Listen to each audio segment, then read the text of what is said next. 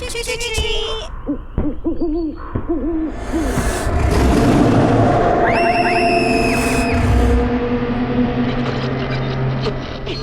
Candy. Dedicated entertainment for the dead.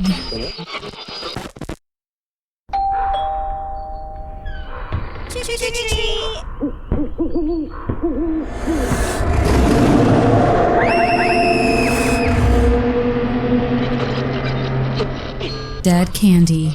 Dedicated entertainment for the dead. We're gonna have ourselves a party. There'll be food and drink and ghosts, and perhaps even a few murders. You're all invited. You set 'em up and I'll knock 'em back, Lloyd. One by one. So the bartender pours me a drink. And listen, don't worry about a thing. We got everything under control. You do your thing, and I will do mine. Cowabunga!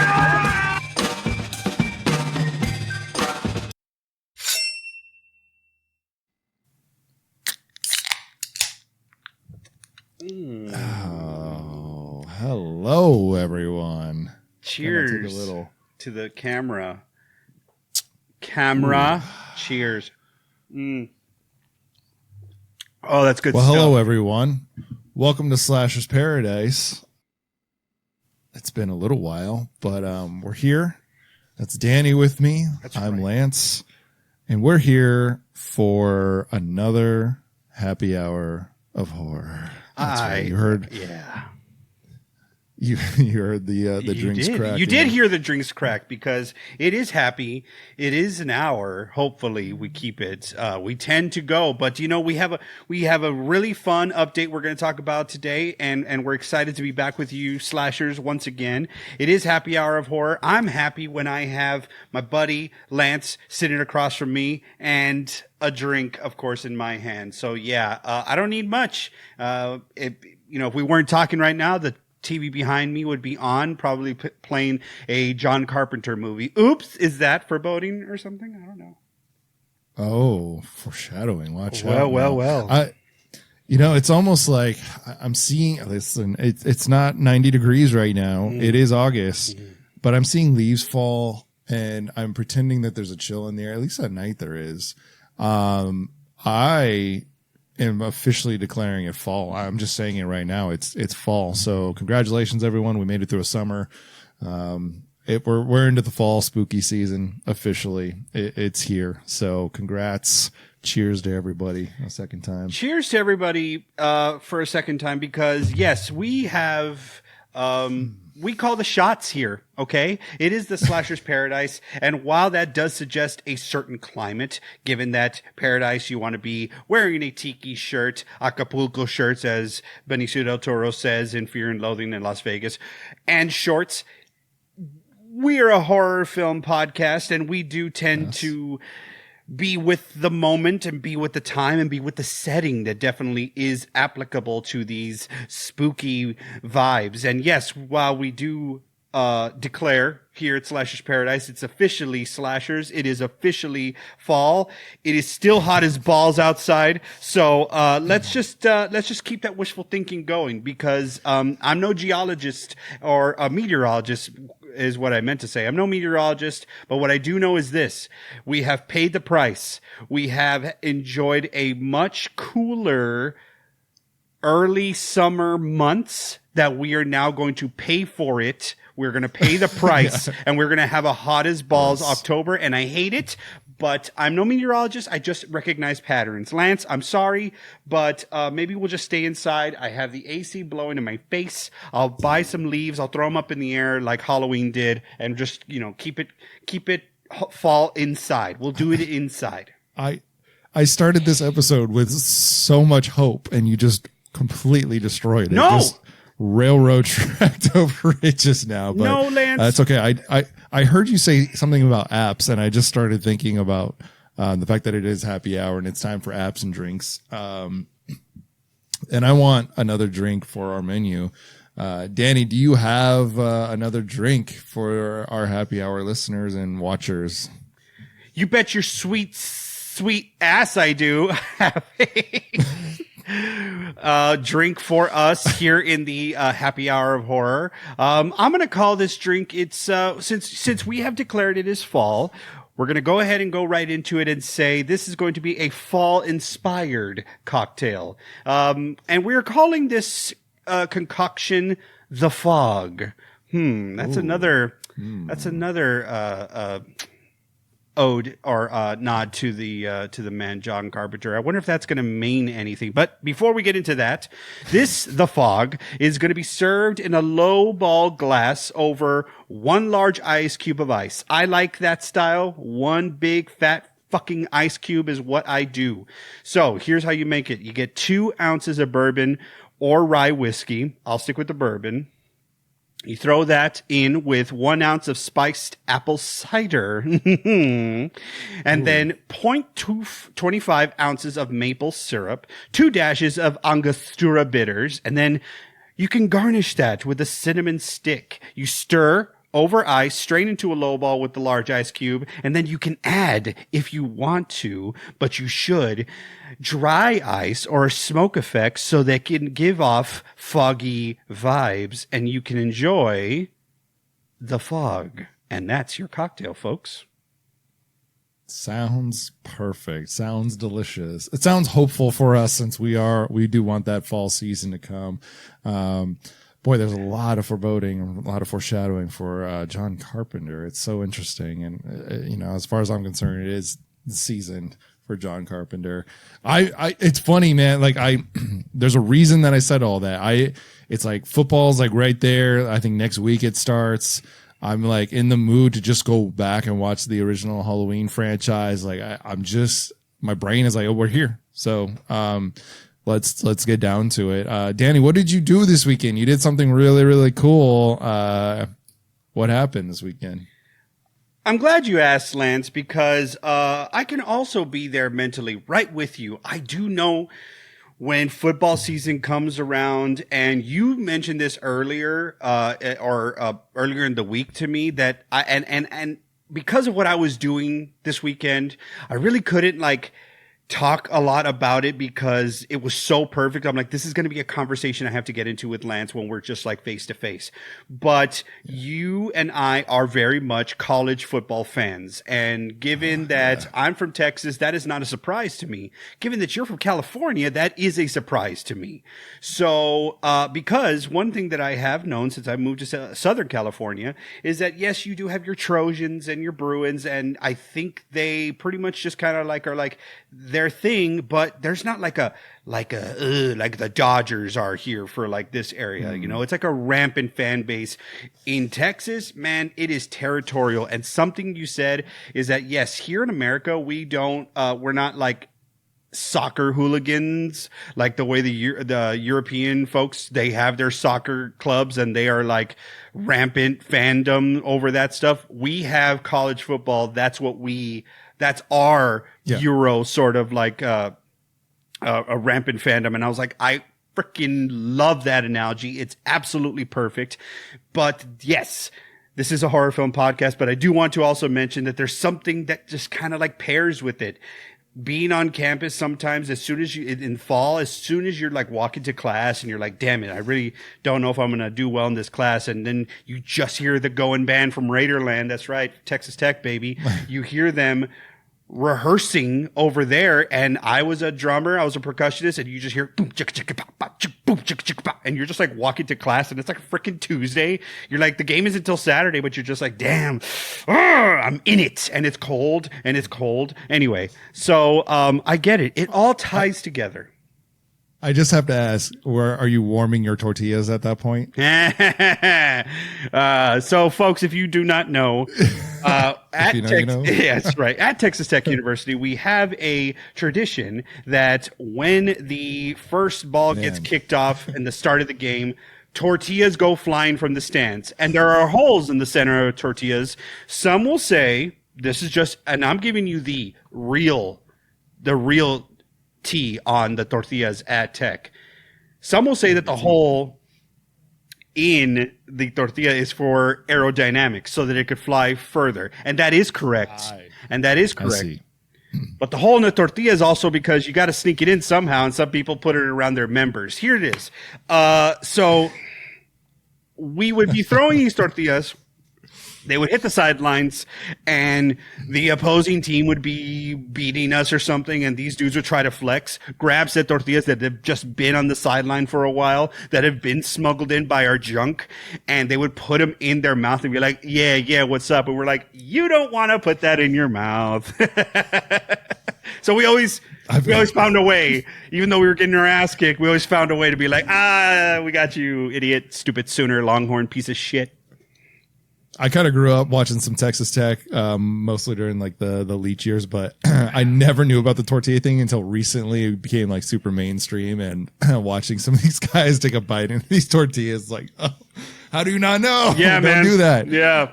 Oh man. All right. Yeah. I had an absolutely incredible weekend, folks.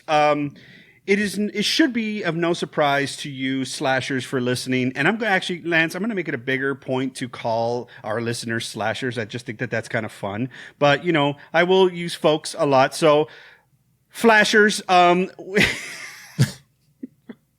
it should be no surprise that Lance and I, but me is the one who had the weekend, is a huge Halloween fan. I am pointing, for those of you that are watching the episode, I am pointing behind me. My wall is adorned with all of Michael Myers, all the different installments, at least 1 through 8. And then a very focal piece of the original Halloween Michael Myers that was the pinball art for the pinball machine that I did see when I was on this excursion this weekend. What did I do? I went to Midsummer Scream in Long Beach, California on Saturday, because on Saturday, Lance, was the only day you would have an opportunity to meet John Carpenter. And I took the opportunity. Folks, I have been going to the Halloween anniversary conventions, the ones that happen in Pasadena, since the 30-year anniversary. I think I missed 35, but I went to 40 and I went to 45. Yes. Things happen as life, you know, just continues to progress, and you know, Father Time is undefeated. I never take moments that I'll get to meet someone or a celebrity or an actor that has been in like a franchise or something that is at this point, you know, approaching its 50th year. I never take that for granted. If I have an opportunity to meet these people, I'm going to do it and I'll get something signed by them. So it started in the 30-year anniversary. I met PJ Souls and Nancy Loomis and Danielle Harris and Charles Cyphers, all the big ones from all the different installments as well. And, you know, every 5 years that I had an opportunity to attend these conventions, I got stuff signed by them. But the Moby Dick, the White Whale, that was never happening. It's basically two. It's Jamie Lee Curtis and, of course, the man John Carpenter, who I saw as my ultimate Moby Dick meeting experience. He just wouldn't go to them. He just wouldn't go to these conventions. It was in the 45th year convention, though, unannounced, John Carpenter showed up at the very end. And I had already left the convention by that point. He was walking around. I saw some video, but he wasn't really signing stuff for people. He was just going to be on a panel, and then bing, bang, boom, he's out. It was like, as the years were continuing in these like 3 years since then, it's obvious that he's starting to do more of that stuff. So when it was announced, and it was one of the first things that Midsummer Scream announced, that he was going to be signing copies of a Storm King comic, George A. Romero story, that if you bought the opportunity to meet John Carpenter, you would obviously get one of those comics signed by him and Sandy King, and he would autograph a personal item of yours. That's all that was said. And this was like 2 or 3 months ago that we knew this. I made plans. I said, listen, I'm going. I said, Lance, are you going to go with me? Lance said, "Va con Dios, big guy, you got it." And I'm like, all right, I do got it. And folks, wow, what a blessed experience. But holy shit, that is a once in a lifetime moment that I would never repeat again. Because I went through it to meet the man. I stood in line. You went through it. The doors opened. I saw the lineup. Yeah. These conventions are crazy, especially like I know in SoCal, there's a huge community for multiple versions of Halloween, whether it's the events, the movies, decor, all kinds of stuff. This particular convention has just blown up. So I know it was packed. I know it, like, I'm getting anxiety just thinking about it. It's over already. I can't go, but just the amount of people and the fandom there is intense. So, all right, I've set the stage enough.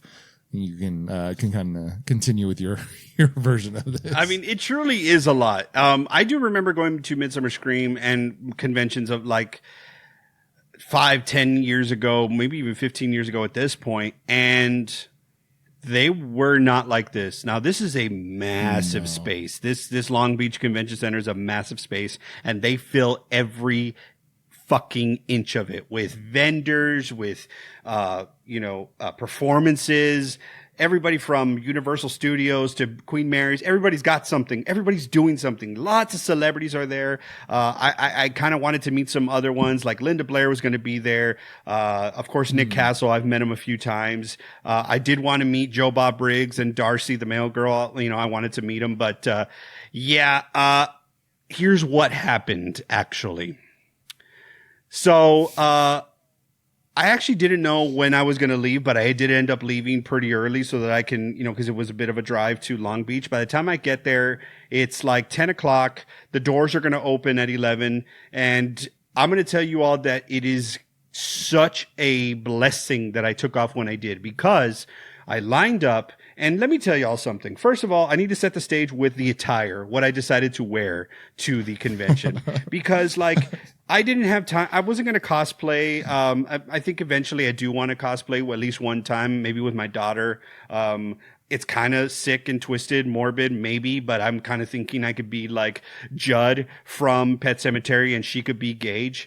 Cool. So I could walk. Whoa, okay. Yeah, I told you it's sick, but maybe we'll do something even, just like cute and fun and spooky.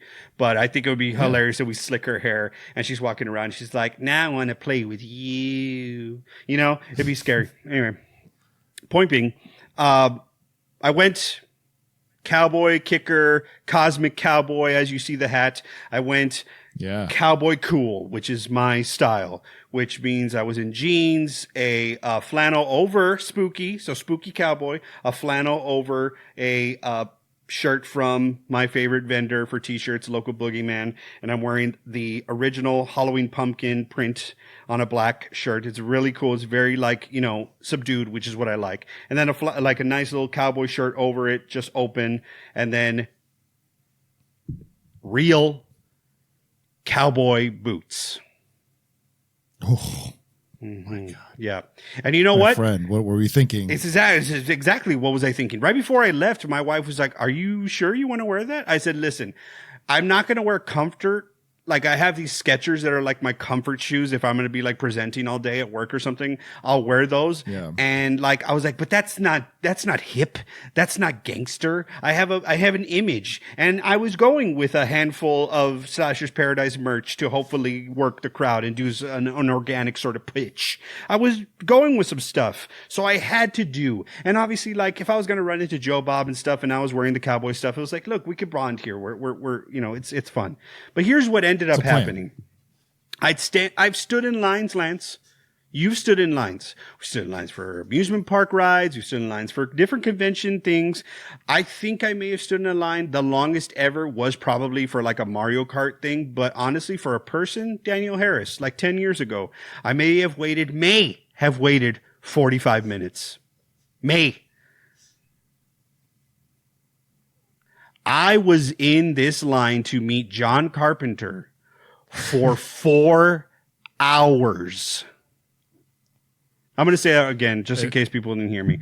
I was in line to meet him for 4 hours on my feet in cowboy boots. Never took a restroom break. Honestly, I actually never felt the urge to take a restroom break, but I stood in that line.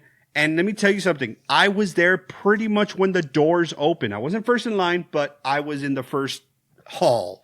And as soon as I got in, I didn't fuck around. I didn't go check out the other stuff. And then maybe I'll get into John Carpenter's line. No, I found the line. And I will say this. One thing I really didn't like. My God. Yes. Let it soak in of what the hell I just went through. My feet are still fucking barking right now. They are still very mad at me. They're like, dude, you're 40 in a few weeks. What the hell is your problem? We can't do this shit. This isn't Creed. Anyway, the point being is that I'm gonna get real. I'm gonna get real right now. I have wanted to meet this man for as long as I can remember. I have wanted to see him in person. I wanted to look in his eyes. And that's it. Nothing more. I just wanted to be in the presence of someone who has created such a catalog of films that have been accompanying me in my life for my whole life. These things, as you can see behind me, are pretty much a part of my identity. It's hard, I think, for folks who don't kind of go down that route to rationalize or they can't really, like, how can you attach yourself to something, to some, hey, this is the beacon that I had for trying to march to my own drum. Because for the longest time, if you want to know maybe what is the legacy of John Carpenter, was he an ultra successful director who broke box office records? He did one time with Halloween, and he never saw box office success like that ever again in his career. You're talking about a guy who people say was ahead of his time. I don't think that's true. I think he was right where he was supposed to be. I just think we, or everyone around, didn't know what a true trailblazer was doing. And it's something that Joe Bob Briggs said a long time ago about, I believe, I can't remember. I think it was for like Malignant or something like that. It's like people don't know how to react for something new that is being given to them right in that moment, that it will take them time. It will take them a minute to then look back and say, holy shit, what happened? We did this man wrong. We didn't show up for him. We didn't show up for The Thing because E.T. was out. That's like the big one, right? People didn't go watch The Thing because E.T. was coming out at the same time.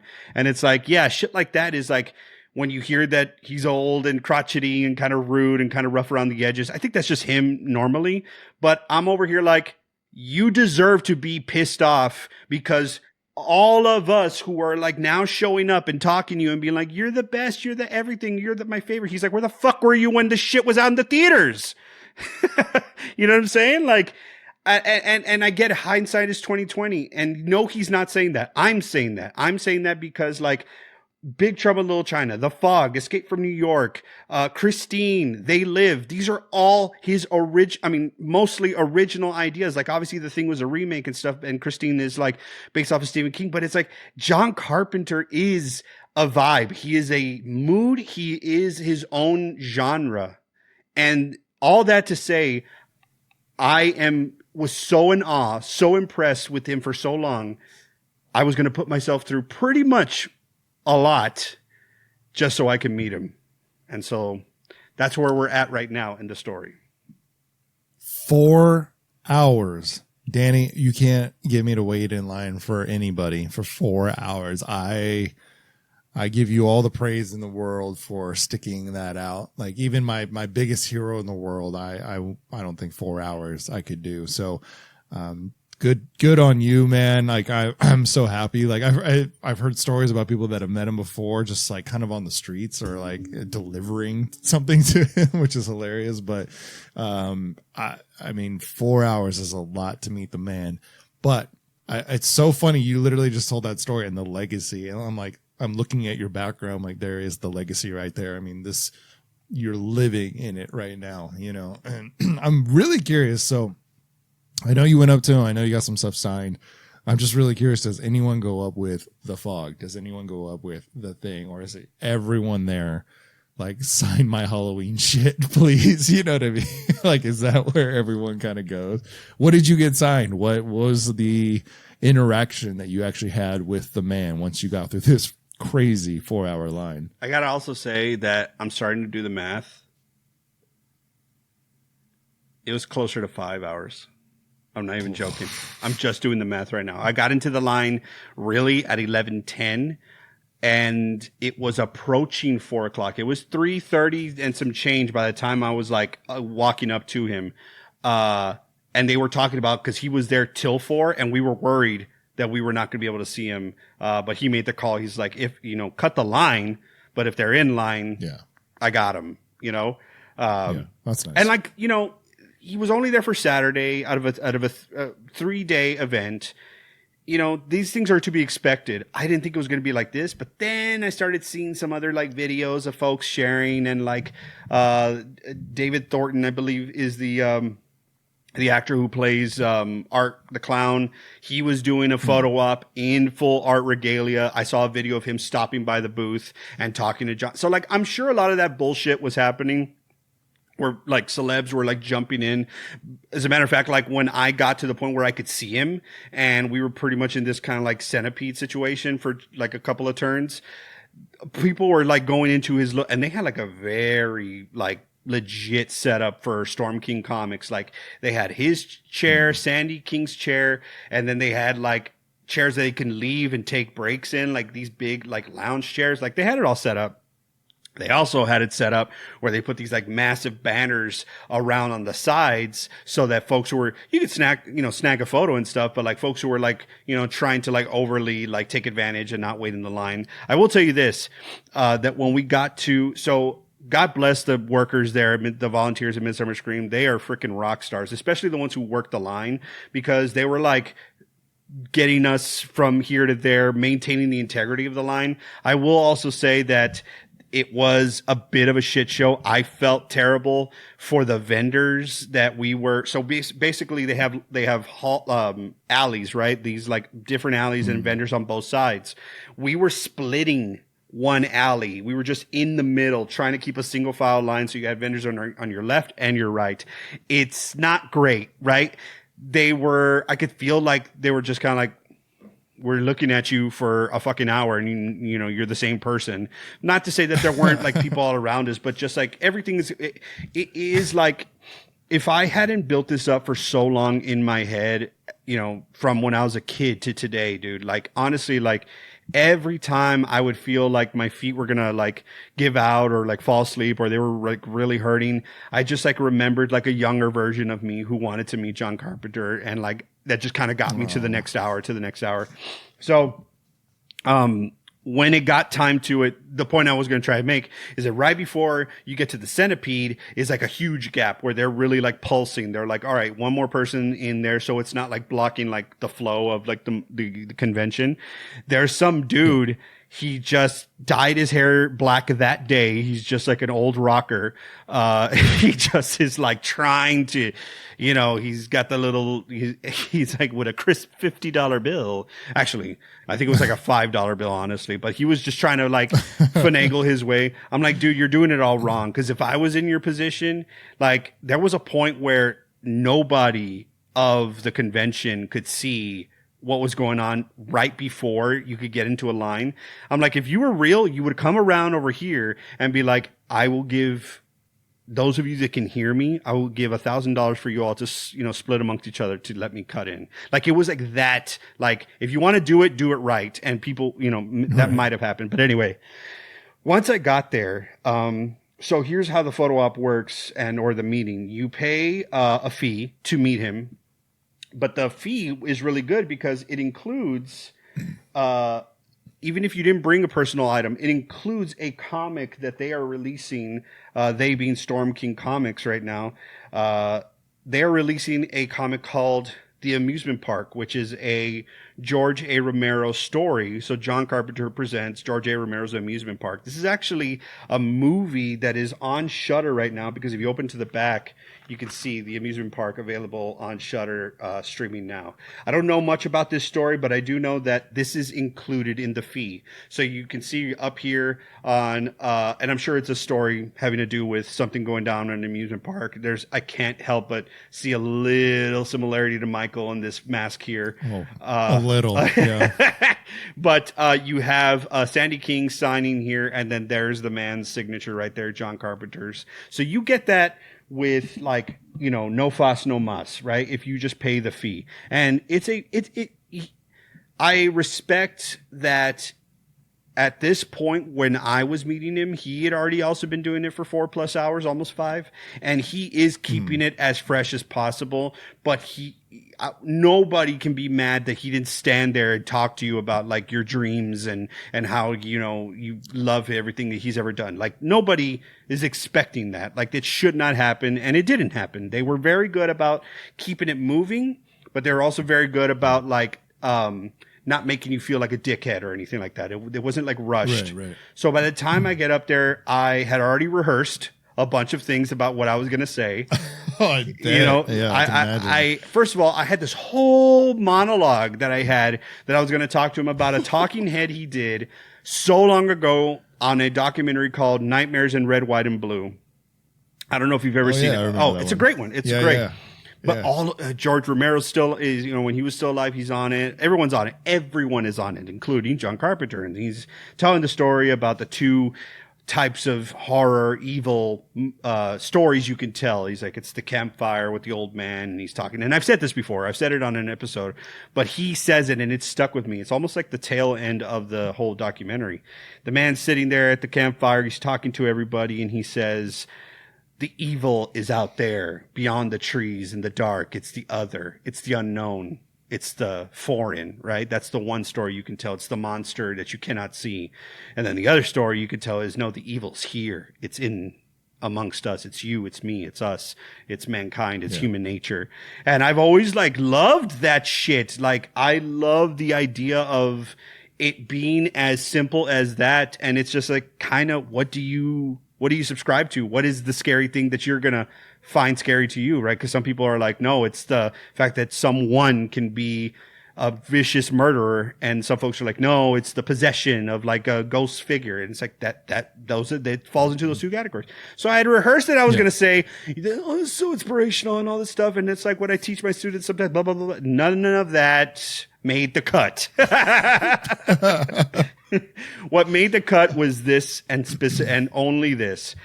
I went up to him, and whether he likes it or not, if he would have corrected me, I would have just taken it. But I went up to him and I said, Mr. Carpenter, it is an absolute honor to meet you, sir. And he said, thank you.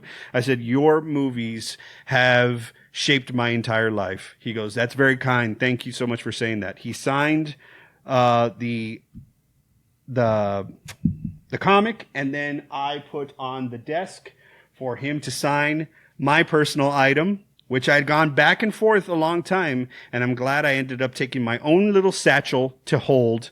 And then as well, the 40th anniversary of the original Halloween soundtrack, that if you can see, folks, I'm showing this right now on the camera. It is simulated like a glass window with rain running down it, and Michael Myers' mask just kind of faded in the back, very subdued.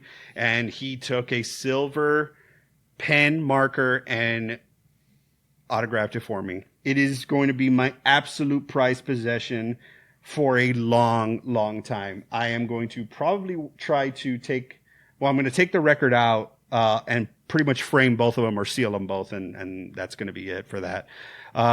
Nice. And then as he signed it, I was able to add on. I added bacon basically and got a photo because that's not included. So you'd have to add on the photo.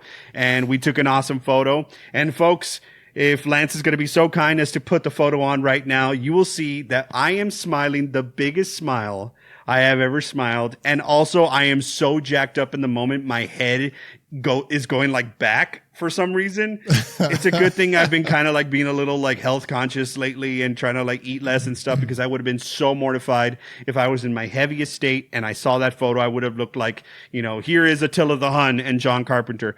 But the point is that I did notice this, and this is the one thing I'm going to take to my grave. It is something so small, Lance, and I'm going to sound like a super fucking huge nerd, and I'm sorry, but here it is. Oh, I love it. Let's go. He had been taking photos with some other people, obviously, that were in front of me, and I could just see that he wasn't smiling for anything because he's John Carpenter, and he's just like, And he's posing for some, and some he's just like looking at the camera. He's posing for some, and the pose is very simple. It's the rock on hand gesture. And some of them he's doing it, and some of them he isn't. And for the most part, he isn't doing it. And I think he was maybe, and this is the thing I'm going to take, is that he's maybe listening, obviously, to what the people are saying. And if they're shitbags or people who are like, awkward about it, because there were shitbags that were going up there and probably pissing him off, because like nobody has tact, or not everybody has tact and a filter that you hope for. But for me, he threw up the rock on hand signal, and I'm just cheesing it. Obviously, in hindsight, it's 2020. I probably would have done like like really like done them, like been in the moment, because it kind of loaned itself to that. But it was like, you got to think there and do it and move on. And I didn't shake his hand because I wanted to be respectful of like, the fact that there's like so many people. But I said bye, and he said thank you again, and I said bye to Sandy, and that was it. I kind of just faded into the mass of the rest of the convention. I couldn't believe that I was still walking, but that was as I put in my Instagram post, a dream realized, because you got to talk. I mean, tube TVs that are tiny, that were like in crooks and crannies of my house growing up, just playing some of his movies, and just this, he almost appeared as this like sort of like untouchable, ethereal sort of man who gave us so many things. And the fact that I could see the master of horror himself standing right there, and he was nice. He wasn't overly nice. He wasn't going to be my best friend. He was just chill and cool, and all I fucking wanted. And yeah, I could not be happier with my memento that I'm going to have forever, and the fact that I got to meet one of my absolute and my favorite horror movie and favorite director, period, of all time. So that was my adventure at LineCon. Jeez. Spend an entire day in that line just to see John Carpenter. I think it's awesome that you met him. Sounds like you had a great time. I am getting some Ralphie Parker vibes of you standing in that line the entire time, thinking all I've got to say is I want a Red Ryder BB gun, and then you can get up there and what's a football? But I think it's awesome that you brought the record up there. I think that's something so different and fun and so personal, probably to him. That I think that was like a great choice on your part, like something a little different, something like a deeper cut. Yeah, it's not just a Halloween piece; it's his soundtrack, his music, his vibe. And that was the thing that I was going to pivot in the moment if he was like, because I'm sure he sees everything. He has to see everything, because I know he's very selectful with who he gives the licenses to for the original Halloween, especially his music. So he has to have seen this one before, and I'm sure somebody else brought it up to him. But I didn't answer your original question, is if everybody was bringing up just Halloween stuff. The people who were in front of me, somebody had just got, which I'm not going to tell anybody their business. Everybody's going to do what they think is cool. But somebody had just got their Halloween whatever edition of the movie signed. He had Nick Castle on one of them on one side, and he was going to have John sign the other side. And I'm just like, not me, man. John gets his own fucking thing for me. And then there was someone else in front of me who got a Funko Pop of Michael Myers signed by him. And I saw that a lot. But a couple of people ahead of me, somebody had a Fog poster. Another person had his anthology vinyl soundtrack. And somebody had The Thing. So like there was varying stuff, but yeah, mostly definitely Halloween memorabilia. I think that's awesome. I personally would probably just choose The Fog because I love that movie so much. It's such a comfort movie for me. I'm so glad that was the drink that you chose tonight.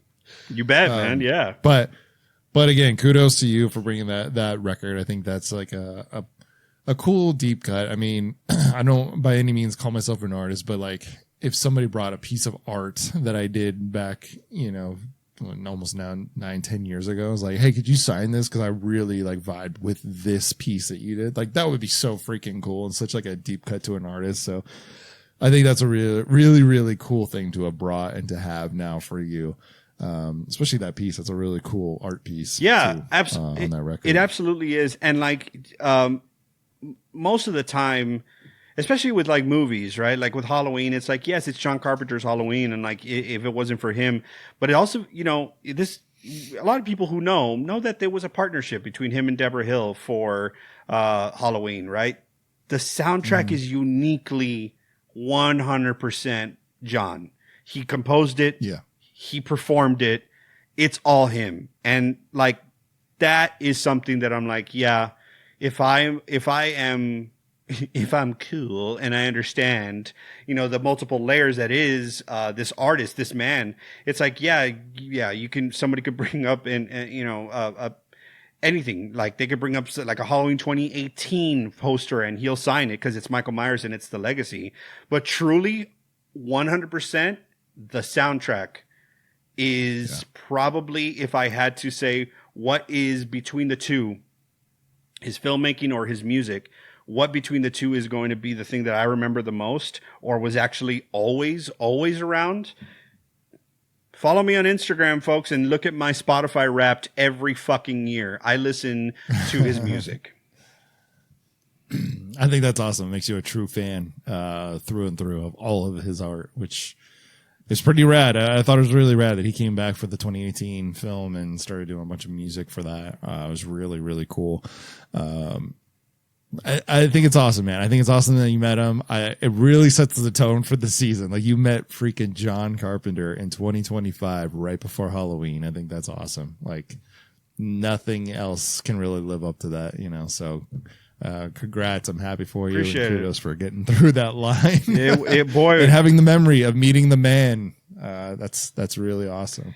The man has set up so many icons, Halloween, The Thing, Fog.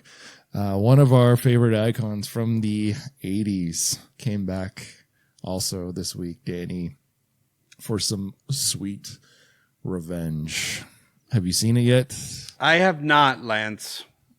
Okay, well, Jason Voorhees is this is an official bring back. This means it's real, people. Like, this is not a fan film. This is the new and improved or unimproved Jason Voorhees is back on the scene in the Jason universe. And I think we've kind of shared our thoughts on the look of him. I've got a weird vibe about what's happening. It feels like this is a short term, we've got the rights for 10 years. Let's bang out as much money as we can kind of a thing. I'm getting that vibe now, but Sweet Revenge came out. We get to our first glimpse of what Jason actually looks like in action. Do you want to take a look at it? Sure, Lance.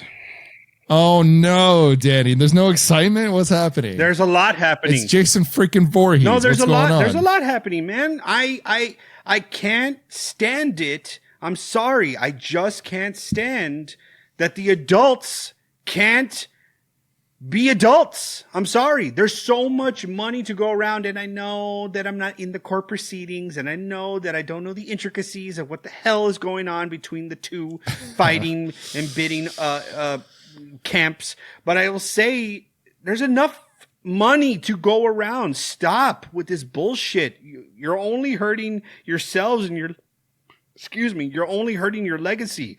I'm going to be honest with you, man. Jason Universe sounds so lame. It sounds lame, man. I agree. With the 13 thrown in there, it just sounds like I don't want to be sued. If you're telling me you are the official thing and I have to call you, have you watched the latest Jason Universe movie? No one's going to say that. And maybe they're counting on that because they're going to be like, hey, did you watch the latest Friday the 13th? But you know what you're not going to see? That. You're not going to see Friday the 13th on any of these installments. It's Jason Goes to Hell. It's Jason X all over again. And then we all got so excited because, yay, everybody came together. And Friday the 13th, the remake in 2009 came out and you're like, here it is. Bang, bang, boom. And no, it got worse. It got freaking worse. And I'm going to say all that to say is that, like, yes, maybe I'm a little bit like, OCD in that, and I'm not trying to like downplay that. I'm just trying to say this, like, I like things in order, and I get really annoyed when things get like twisted and everyone's just supposed to be like, yeah, but it's Jason, Jason. No. It's Friday the 13th forever. And I just hate this, man. Not only that, I'm like, fine. It's Jason Universe. You're going to make me call it Jason Universe. Let's call it Jason Universe. So part of the litigation means that you had to give him rectangle eyes in the mask. You had to do that? Okay, fine. I guess nothing matters anymore. So no, Lance, I'm not really excited. Yeah. As far as I know, what they've kind of announced is like, yeah, for future films is kind of like a throwaway, like, yeah, maybe some films, but merchandise and some TV shows and some, like video games and maybe some events and, other kind of things. And it's like, this feels like a cash grab. This feels straight up like, okay, we've got all the rights that we can right now. Let's scrounge it all up. And let's make as much money as we can on new merchandise, because that's the official, like somebody officially owns Jason and Friday the 13th. And it's like, okay, here it all is. But I feel like in 5-10 years or whatever it is, I feel like there's a secret number in this deal. It's going to be gone again and up in the air and for somebody else to bid on and all this kind of shit.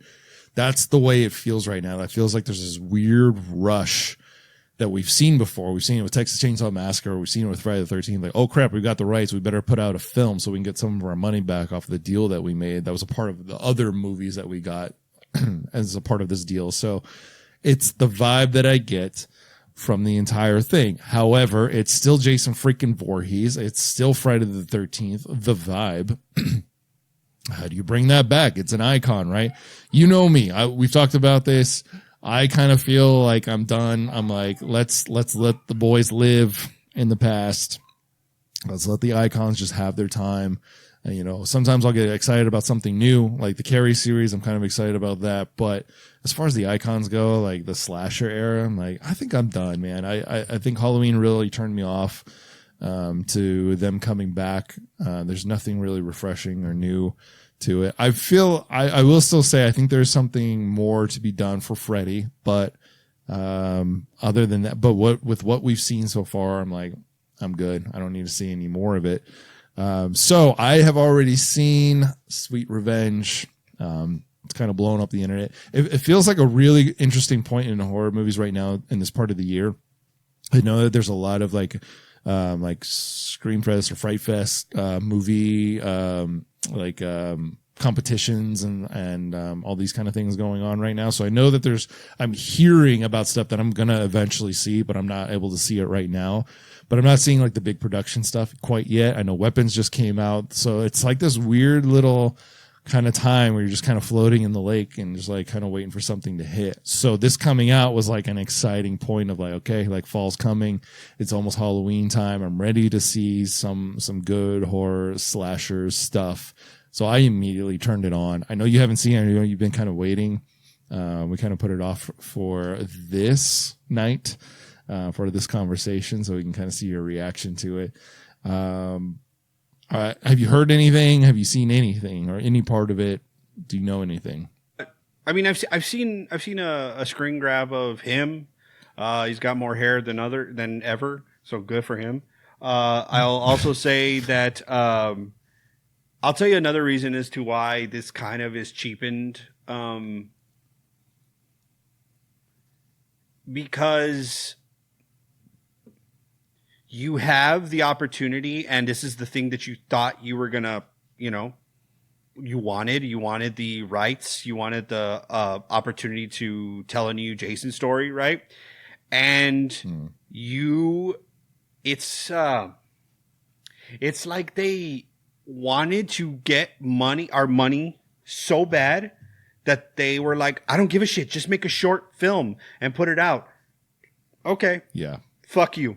That's how I feel, because you want to reintroduce Jason or you want to bring him back, make a film, make an actual film. We'll buy your, HHN maze that you're doing where Jason Universe. We'll do all this other shit, but you rushed the essence, which is Jason in the movie, and you put out a short film. And another reason is because we've seen really good fan-made short films with Jason Voorhees already. So I have a hard time always distinguishing between the fans made stuff and then the real stuff. And the one thing that I was able to do to help me with that distinguishment is I would see one in the theaters and the other ones I wouldn't. And now it's like, no, you can go to www.cashgrab.com. I guess I'm kind of going off, and I do apologize. I'm not trying to be like this, but I feel like it's insulting of my intelligence. But I do realize that we live in a digital age now, and they already have our demo age-wise. They already have the folks older than us as well. So maybe they're trying to get others. So I get it. It's not to say that I like it, but I get it. So, I'm obviously not in the rooms making these decisions, but I will say it feels a bit cheap. I feel a bit used. But yeah, I'll watch it. Yeah, you kind of hit it on the head. Like I said, there's a weird, big rush to get something out. We know that the TV series is coming, so this was like kind of a weird way. And it's Jason's mom. We already know that. Like, we already know that is coming. So you jumping so far ahead and like, oh, here's Jason. And for what it is, I can't say it's awesome, but I don't want to. I haven't said anything. I haven't honestly said anything. You know my opinion a little bit, but I really wanted to see your reaction for this. I really wanted to have it on here. So that is it. Just want to read something really quick. Introducing Angry Orchard's new Blood Orange. Juicy apple, honeysuckle, and bold citrus flavor. Oh, and Jason Voorhees is crashing the party. Grab it now before it vanishes. Ladies and gentlemen, we just watched Sweet Revenge, the new Jason Voorhees reveal, the official Jason Voorhees reveal. Danny is beside himself, can't look at the screen. I got to watch his entire reaction through the entire 15 minutes. Danny, do you have anything to say about this? Yes, I do. I guess if I had to like boil it down into like my ultimate, like my biggest question, it would be like, what the fuck was that? Simple, quaint. I like it. I have so... Okay. So, first of all,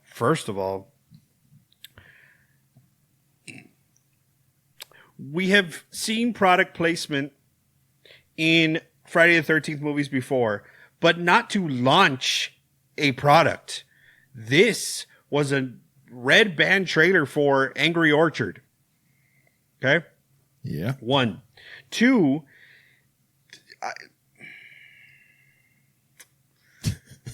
You took so long to get here.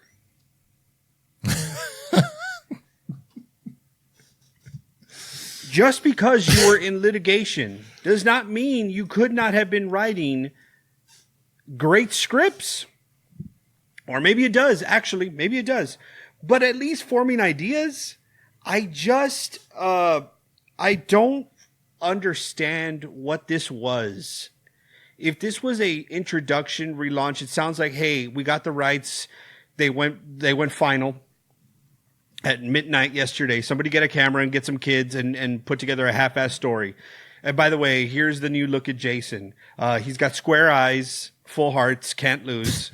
And so sometimes Jason looked good. And then most of the time, it looked like when Tommy Jarvis as Corey Feldman has the mask on. It's like the mask was bigger than the person. No. Yeah. No. That's not Jason. And if you're saying this is just here's Jason, it's Camp Crystal Lake. I saw the signs, right? And if you're gonna if this is supposed to be our crazy Ralph, sorry, man. Look, it's just it's so flippin' half-assed, man. Like the guy that was like picking the apples, I'm like, I wonder if this has anything to do with Angry Orchard. Sure as shit, it does. There was apples there. That was an apple lodged into his mouth. He was going to use an apple slicer, peeler, core thingy to kill that girl. There was already apples all over the counter. So it's like, this isn't a Jason story. This is a George Washington story.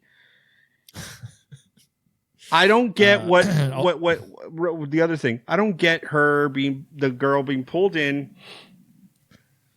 It's so rushed. That's what happens when you make a 15-minute or 13-minute short. You rush so much was rushed, and also like, okay, you just got taken underwater, so we're to assume that she got killed, and then she came to with Jason mentality and Jason powers, right? Or like if you were underwater for so long and you miraculously survived, he took you down to his lair and he like introduced you to all his like bodies and stuff, or whatever the case may be. She comes out and she just walks out. So is she Jason? She's supposed to be. And you know what's so stupid and half-assed is when people are like, yes, exactly. So many questions. No. You're either telling a Jason story or you're telling a girl who has Jason powers story. But this is it. And I saw something online that was like, if you take away all of your preconceived ideas and notions about what you have for the Jason and the Friday the 13th franchise, this isn't terrible. And I'm like, that's the bar. That's the bar we've set. If you want to continue something that is as beloved as this franchise, we can't ignore things that have already come before. Sorry. That's what you do when you introduce something new in a franchise. That's it. If that's the argument, then let's go right into that fact. The girl is presumably killed by Jason. She's dragged into the lake no matter what. And then I was giving it so much credit because I'm like, pacing wise, you're trying to tell a lot in a short amount of time. It's considered a vignette or whatever. So, okay, fine. There's a lot of like quick pace kind of stuff. She wakes up at night. Editing wise, there's time that has gone on. So what you're telling me is that she woke up out of this. So she has the same powers as Jason. So Jason is not special besides the fact that he wears a mask. To me now, you've leveled up everybody that if they are killed in the lake or they swim in the lake or whatever the power that the lake holds, Jason is not special now. So you've ruined any building block from that point on. I'm like, immediately I go and like, I mean, we literally saw Carrie versus Jason. Like we've seen weird stuff, but we've never seen an equal to Jason born out of the same, resurrection of Jason. You know what I mean? Yes. Born out of the lake. Yeah. So the first thing that you brought to us was Jason ain't shit. Jason ain't special. Anybody can be resurrected from the lake and they're just as powerful as Jason. They are now zombie killers like Jason. Well, I'm out. I don't care. That's the one thing that you introduced in this short. If this is the official Jason universe and this is how things go from now on, this is our statement piece, I'm out. Yeah. As a statement piece, lame. As a statement piece, weak. As a statement piece, who's she? Why should we care? And did you reintroduce Jason or did you introduce Jason plus?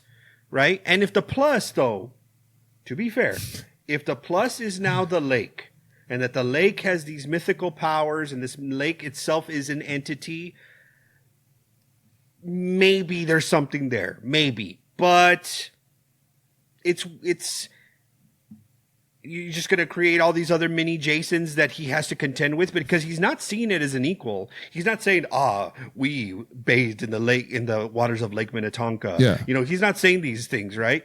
He saw her, she turned around, he grabbed her, and boy, God bless this actress because I would have hyperventilated if I made that choice as much as she did of the, like, geez, God damn, that was a lot. And also like, I'm sorry. I probably shouldn't say this. This is kind of just mean, I think, spirited.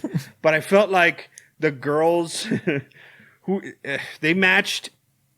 The men didn't match for some reason. Like, what was John Turturro doing there? Or Brucey from freaking The Longest Yard. I knew I shouldn't have eaten that popcorn. This dude is proposing to Alison Brie, who she reminded me of, and and just making out with this other girl while this other dude was just in the bedroom with his, adjusting his pants. There's one redeeming quality. No, not redeeming. One cool thing. I haven't looked at the credits. I know what you're going to say. Yeah. I haven't looked at the credits, so I don't know. But if Harry Manfredini came back and retouched the score once she got to see the Crazy Ralph, the Harbinger sort of do with the Don't you dare compare fitting that role is what I'm saying. He's not a Crazy Ralph. He's not as good as Crazy Ralph. He's the Harbinger. He's supposed to be telling you about you're all doomed. But all he says was like murder. Yeah, murder, revenge. That's all he says. But that's his role, right? But right. That's as far as the comparisons go. But once she gets to him and the score kicks up, I'm like, nice. But, and no disrespect to anything, but like this looked like someone grabbed a good camera, but they didn't grab a camera made, or they didn't intend to make this film quality, which is my hang up. This just looks like a fan film. And I said, there are really great fan films out there. Yeah. This doesn't distinguish itself from anything that I've already seen. Sorry. Yeah. If it was a fan film, like, oh, really cool. And like they're making an advertisement. That's really rad. And we get a taste of Jason, but this is the official return of Jason. This is official. I'm like, you killed it. Out of the gate, you stumbled and fell. And I get it, but this is what I've had trouble with is so many people going back to these old franchises and like picking apart these little pieces and like, okay, now we're going to add that as like a major piece. It's like, oh, the lake, it's got a death curse. It's like, oh, so this is the death curse. You die in the lake and you're cursed. And, so Jason's just part of the, okay. Oh, okay. So you took that literal and now we have to take it literal. And that's, okay. It's clever. It's not clever. I'm sorry. There's a video of Stone Cold Steve Austin trying a bunch of different drinks, that they make for him, mixed drinks. I don't know if you've ever seen it. He's like, this tastes like if you put a bunch of crayons in a goddamn microwave or whatever he says, right? And then this has always stuck with me. He tastes like, I think like Sex on the Beach or something like that. Or something that is like the Jolly Rancher shot. And I remember he Jolly Rancher Teeny. It's a martini Jolly Rancher. And after he's done, he just kind of goes, not for me. And I think that's how I feel. Insert Stone Cold saying, not for me. This ain't for me. Not for me. Which is such a fucking bummer. Because it is supposed to be for us. You know what I mean? It's what we grew up with. There are things out there that are not meant for us right now in part of franchises. And we'll get into that when we start talking about the latest Halloween films. I will rant about this. I literally just said this to you in the last week. I'm like, I see a lot of like horror content creators. I'm like, why are they so angry? They're so mad at things. But I'm like, when you go back and you touch on these guys and you just ruin them to us, the biggest fans ever, the ones that grew up watching them, like, I can't help but be a little passionate about it and be really bummed and sad. And this is what makes me want them to just RIP. Let my niece and nephew remake them in 25 years or 30 years or whatever. Like, I don't need to see them anymore. I don't need to see them like this at all. I think it had been 13 years, right? In between, something like that. Yeah. So 15, yeah, something like that. So a lot. And, it's the time has passed. You know what's going to happen? It's going to be hilarious. Is that what we're going to end up doing is going to be so pissed at this iteration is we're going to go back and watch the originals.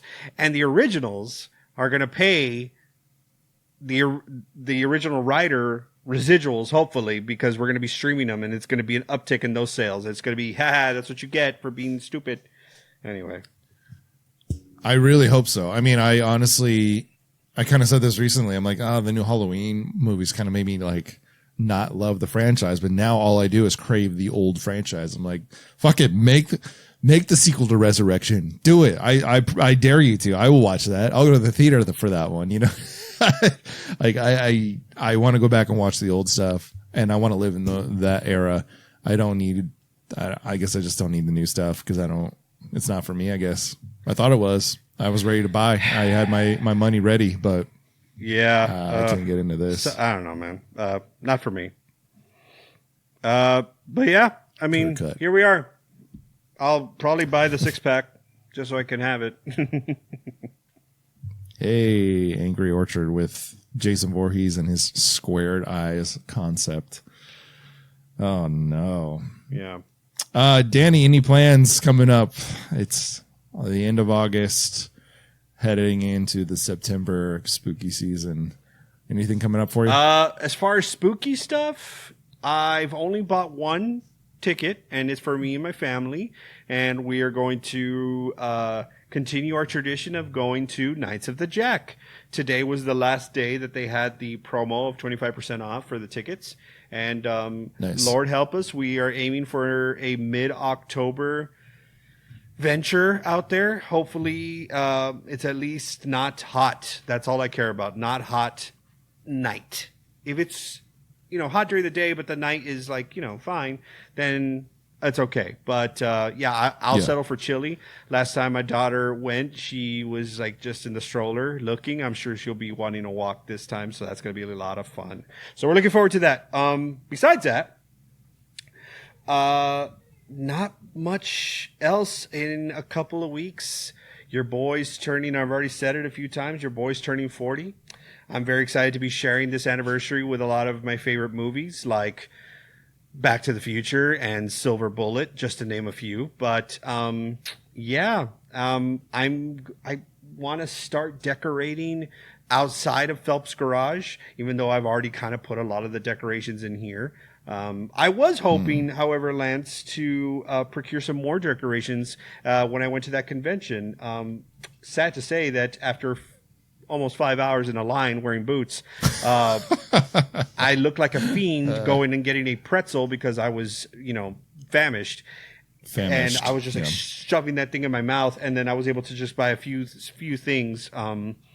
As far as like horror plans, none besides the one just mentioned. What about you?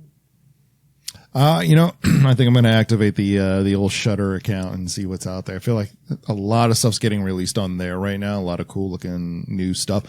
We talk about this a lot. It's like, what's current? What's the current genre of horror? And I'm really curious. I see more stuff kind of hitting Shudder and these kind of like dark reality sort of things right now. So I'm curious to see what's out there. I feel like there's a lot of like true crime horror kind of coming up, and then like with The Weight of the World, I'm sure that there's a new Purge coming out. I feel like I've heard that, but I can't confirm that. So I'm like, I want to see what's new, what's out there, what's the genre of the moment. We got to go see Weapons. I mean, that's kind of got to be priority one as far as the theater goes. Yeah, I'm really trying to get out there to watch Weapons. I know during our trailer react, I said I was going to be there day one, and I had every intention of being there day one, and with babysitters and such. And given that one of my favorite movies, of course, is about babysitters being I just don't need to put my daughter in that position.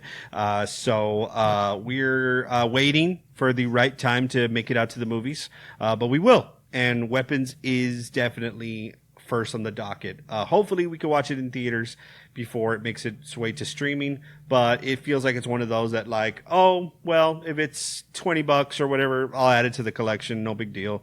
I've been bit before. I definitely have some that I've bought because I wanted to watch them so bad. And then I watch them and I'm like, probably never going to watch this again. So, I've done that a lot. But, I do also, while we're here talking about spooky stuff, and I mean, that's the entire podcast, but talking about things that I did procure during my time at the convention, I do want to give a shout out, if that is okay, to one of the newest additions to Phelps Garage. So I was able to, if you all are watching, you will see that there's lots of different tchotchke stuff all over the place, mostly Michael Myers. And this is just a little bit. There's stuff that you can't see that's hidden. I was able to, in my limited time with broken feet, walking around the con, purchase one new edition, a unique edition, a brand new handcrafted Michael Myers, crocheted by an artist that had a booth up there. She was awesome. I met her, and the aforementioned me stuffing the pretzel in my face moment happened while I was talking to her. I apologize, but I just could not stop like eating it. And it's just one of those things where like I was like also dehydrated, so I was just like doing that chewing, and I'm like just pointing at the Michael the whole time. I'm like, I want that. She's like, no worries. She's like, it's all good. She was so cool. And this is, of course, I collect a lot of like the Michaels. If they're like, it has to fit, you know, it has to be, I've already done the Funkos and all that stuff, but if it's like a different style of Michael, then I'm going to buy it. Right. So like this was picked up, and I'm going to shout out the artist. This is, and I do apologize if I do not say your name correctly. Really apologize, but I'm going to go with her Instagram handle is Malika Created, and that is I'm pretty sure just let me pull it up here. MELIKHA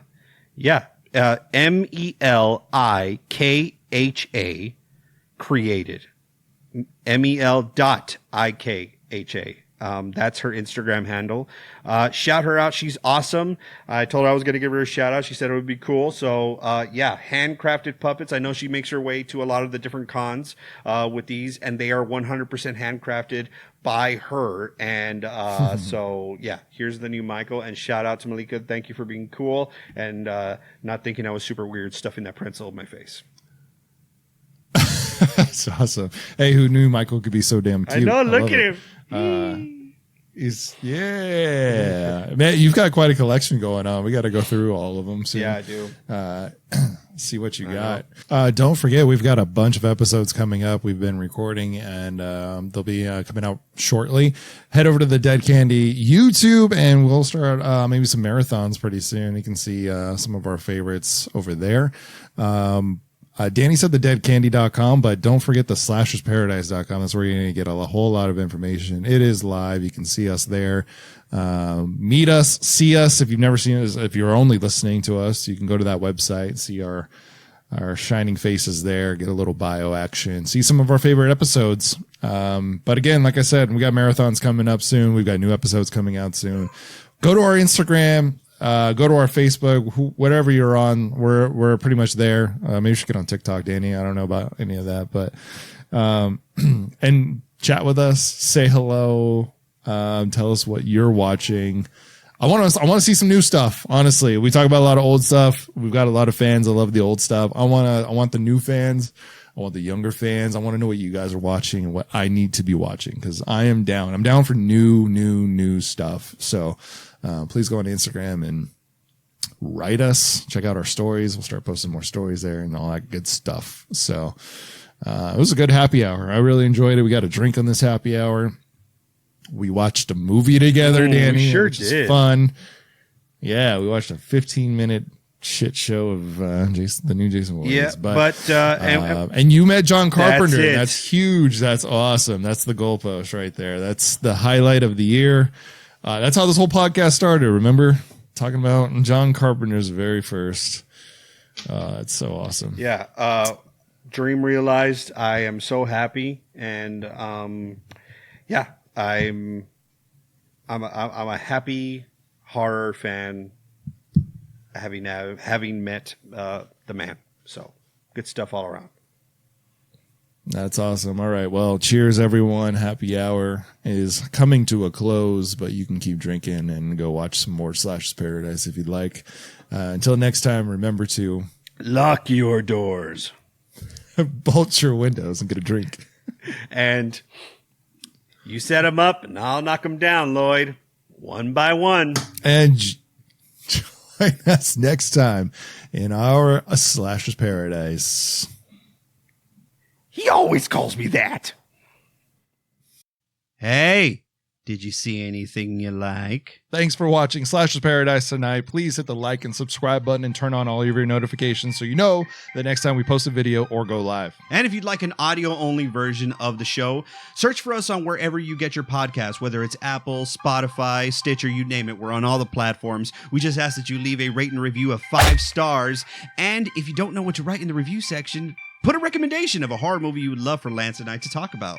Yes, and if you'd like to get the full experience of Slasher's Paradise, including videos and audio all together, go to deadcandy.com, that's DEDCANDY, or go to youtube.com/deadcandy. Here's to you guys. This is Slasher's Paradise! Sorry, I had to work that in. And I'm going to drink on that. Blended Canadian.